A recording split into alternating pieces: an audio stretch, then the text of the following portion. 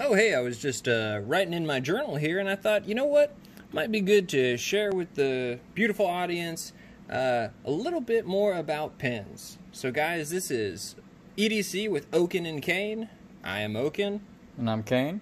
And today we're going to be talking about pins. Pins and the pandemic. Dun, dun, dun. Let's get started.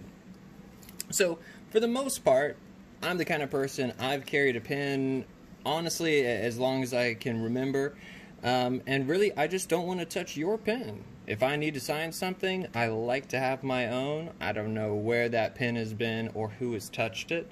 So I'm just partial to carrying my own pen. And I feel like if everybody gets on that same wavelength, some of these communal pens will just vanish. Yeah, everyone, please wear a mask. Wash your hands, do all this, but everyone use the same pen to sign in, please. It makes complete sense. So this I think is a useful video, and we'll be able to show off some of our nice little pen collection that we have. And who you want to start? Yeah, I'll give it a start. I'll give it a start with, honestly, I think my most expensive pen. Now, I did not purchase this. This was gifted to me from my dad, who I believe it was gifted to him. So I don't even know what that is at that point, besides a re-gift. Sorry that I outed your dad. But this is a Mont Blanc. Ooh. So if you know anything about Mont Blancs, these are pretty pricey. A lot of the times, this is real gold that's just kind of plated. And I think that's kind of where they get the real heft of their price coming in. But really, really, really cool pen that definitely makes you feel like a fancy boss when you are carrying and writing on this. So that's a great one. That's one of my favorites. We're going to plop it right about meow. And what do you got? What do you got? So I also have, here's a cross pen. You know, not on the same level as the Mont Blanc, but I think it looks cool. I got this as actually a gift from work at one point. I like the matte black, very nice feel, sort of soft touch, but it just looks very classy. Looks good with a suit. Well, and I especially like that has, it's not textured, but just enough of a matte finish where you do kind of get a tad bit of texture, especially, you know, compared to something like this that is fingerprint magnet and as slick as it looks. So next one for me is a one by Magnus. Oh, I want to say it's Magnus Laboratories, or but the guy is. I'll remember his name and we'll put it in the description below. But I think it's Magnus Designs, and this is a great one that is full titanium, all the way down to this screw. This spring, yeah. Full, let's see if we, there we are. Full titanium. Not an easy feat to do. Really not an easy feat to do. So absolutely love this. It to me is a good example of just some manufacturing beauty. Yeah, very much attention to detail. Oh yeah. And so I purchased this one, and it was just all plain gray titanium, and then I added this heat coloring to it. So I did nice all of that. Good looking little pen, kind of an interesting design there. Oh, so you used the pocket clip to close it. Yep, you open it with the, well, yeah, open it with the little top, yeah, there's a little and then one. hit the pocket clip to. Nice. Okay. Fidget factor. And another thing on top of that spring, all one piece for the clip as well. Oh, so nice. that's all one piece milled out of titanium. So really, really, really an impressive pen from a manufacturing standpoint. My next one, a Civivi tactical looking pen. This was actually a gift from Oaken right here. That was me. Oh, yay! The Civivi Quill is, I think, Quill. what it's called. Which very fidget friendly. Has no resemblance to a quill, but, you know, we'll go with it. Give me some ink, I'll dip it in there. I like it. This is a fun knife, and, you know, if you want to pull it out of your pocket and poke someone, you can definitely do that with this. And then you can go right back to your writing, right uninterrupted. back to writing. Yeah, you know, like nothing ever happened. Look at that glass breaker. Well, yeah, and I like that they did the glass breaker with more of like a ceramic ball than some pointy little piece of tungsten. Yeah, because that just catches on everything and not deep carry clip right there. Impressive. Nice. Yeah, that's a fun little fidget tool just in the pocket. The wife loves hearing this. Oh yeah, just absolutely does. Set that bad boy right there.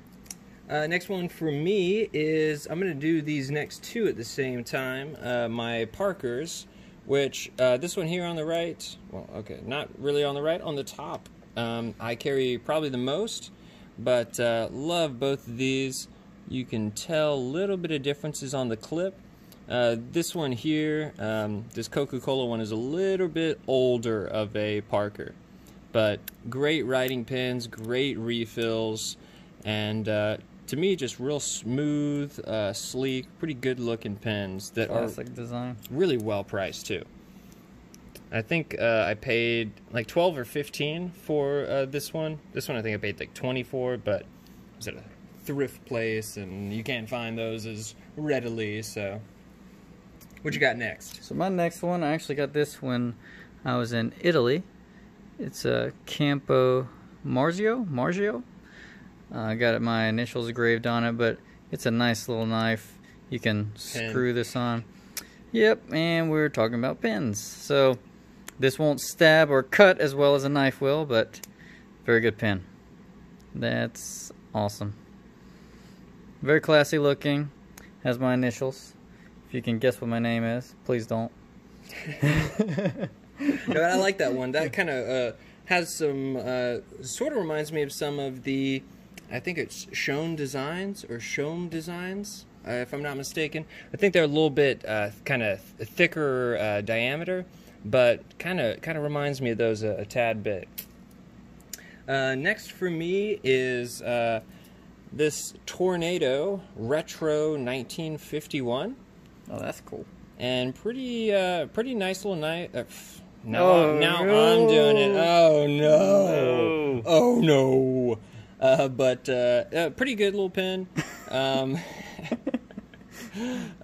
You know, I haven't used this one too much, but this one's definitely kind of been around for quite some time. I really am not sure what this material is here, but it does look real nice. Got a little bit of that sparkle to it. But pretty nice. I don't use this one too much, but definitely one I've had for quite some time. I like how it tapers down to the tip. Yeah. Alright, so next for me, I have a Tactical little Smith & Wesson. This is a multifunction piece. Glass breaker as well, very pointy. Not a deep carry pocket clip. See, you can use the old stylus there, which is good. So, and it unscrews with the O-ring, so this is watertight. And you can screw this right on the end. So you can sign your name and then beep, beep, beep, beep, beep, put in your pen. I mean, what more do you need? I mean, what more you need?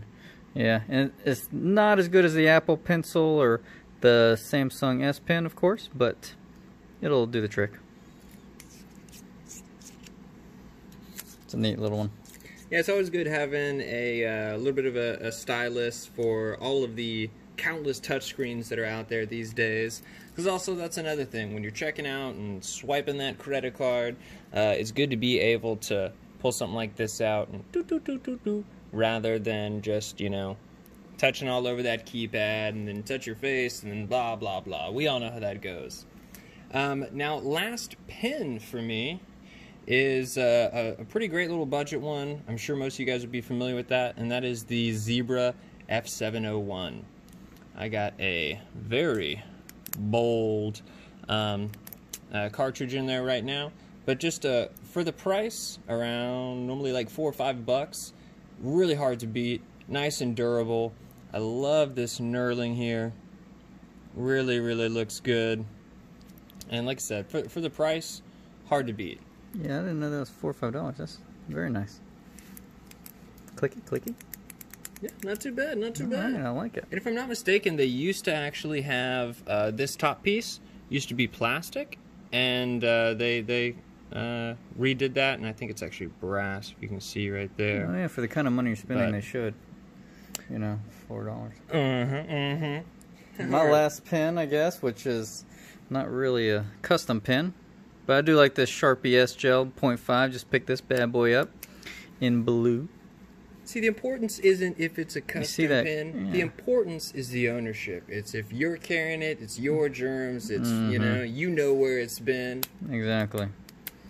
So we have a little polished tip here, and then wow, that collar just blue, blue, blue. That does look good. I'll set that bad boy right there. And then my last two here are a little bit different. We're gonna swap over to this real old Bradley, is I believe the brand, and this is a pencil? A mechanical pencil. So kind of interesting. I carry this sometimes at work, but not too often. I do a lot of random knife designing, and I'll use this so I can erase the countless mistakes I make. But still has eraser? The eraser on there. You have to have an eraser for a pencil. Oh yeah, oh yeah. And just slips right back on there. We're gonna put this guy right here, and we're gonna go into my last one, which is a custom piece from I want to say Life and Death Designs on Instagram, and it's very different from all of these as far as how it writes. And how it writes is not at all. It is replaced the internal piece of graphite, or what would normally be graphite, with a full-length rod of 01 tool steel. So this is about as tactical as you can really get. So real pointy tip there, and yeah, all hardened oak with a real eraser on very there. Stealthy. Okay. But yeah, very nice, very good for all of your poking needs. Maybe not necessarily the best pencil if you are wanting to jot anything down, but if you need to engrave something into steel, that would probably be a better choice than any of your standards. But this is kind of, for the most part, what we carry and what we like to, use in our day-to-day to honestly keep our germs ours and keep your germs yours. Yeah. So thanks for tuning in. Please be safe, especially in this pandemic. And it's time to go. Have a good one.